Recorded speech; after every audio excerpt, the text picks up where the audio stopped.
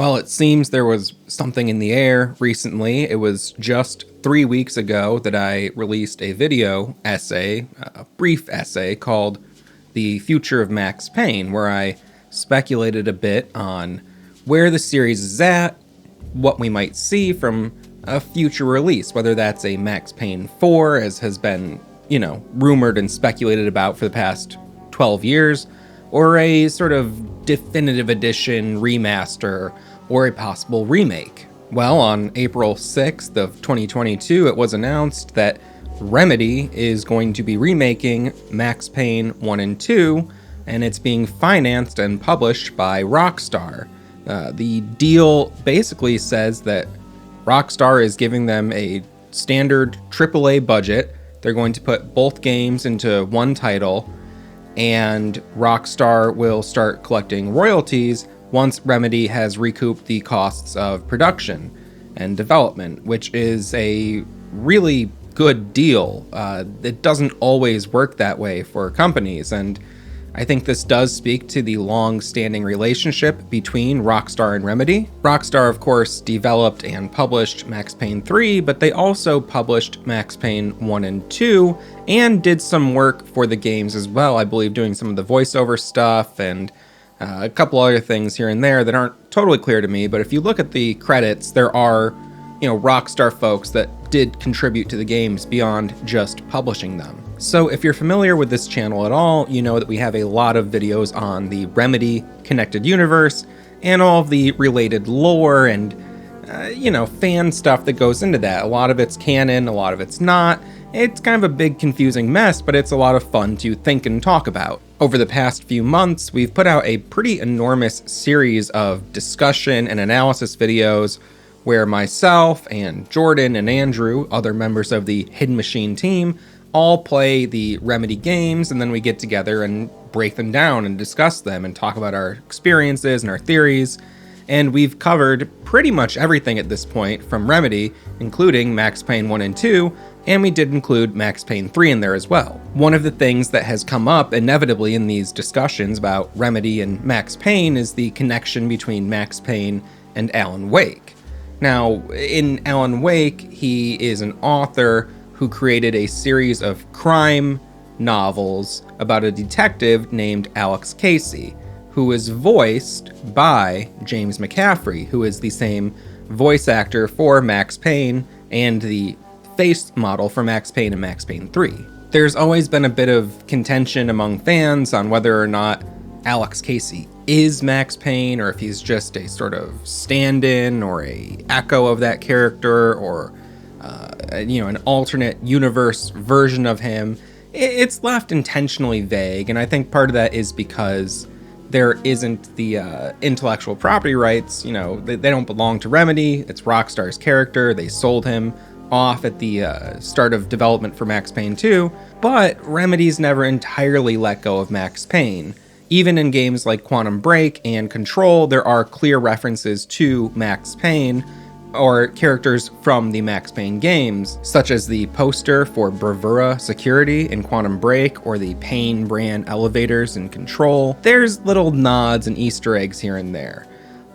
But it does go a bit deeper than that. In Control, there's a scene where Dylan is discussing his dreams, and in one dream, he does seem to pretty explicitly describe Max Payne and the idea that Max Payne exists both as a real person and as a literary character.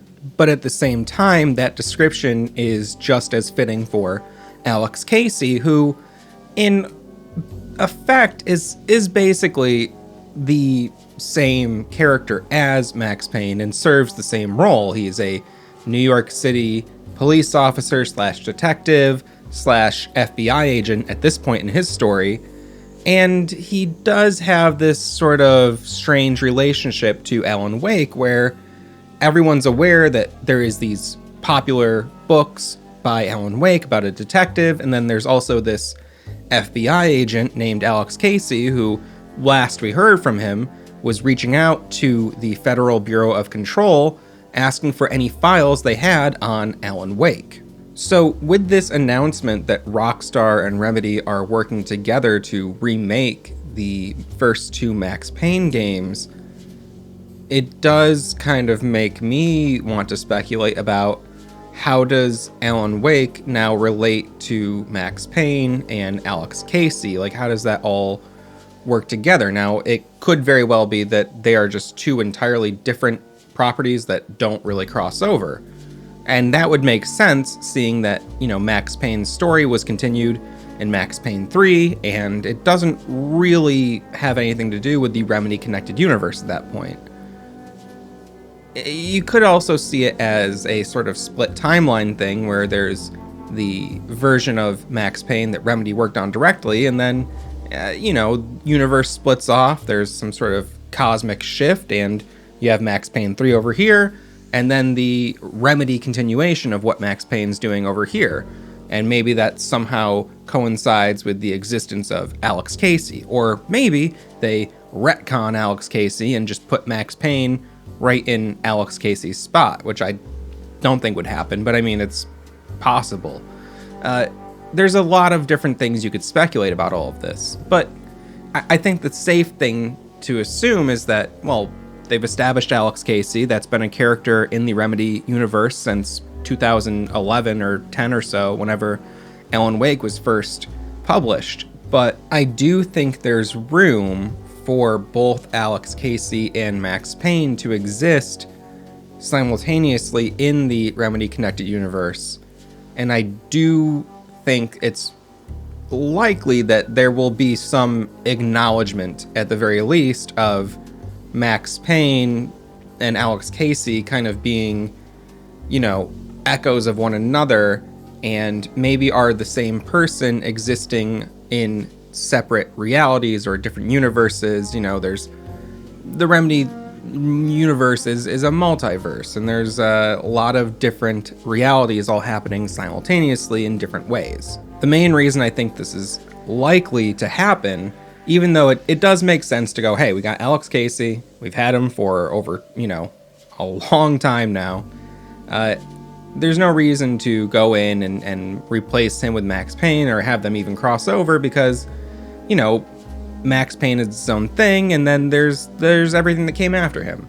But in Crossfire X, which is a game that was developed in part by Remedy and published by Smilegate, there's a pretty blatant reference to Max Payne and how it may relate to everything else and how it's all connected. Now, this is something that was brought to my attention by Gaming University, and if you're not familiar with their channel, they do a lot of analysis and sort of more the, philosophical ideas behind a lot of the themes and a lot of Remedy games, but they do explore the actual lore as well. And they pointed this out to me. There is a room here in Crossfire X in the first campaign, Operation Catalyst. You go up and you see a PC, and there is some sort of modeling happening. It looks like, possible like level design stuff.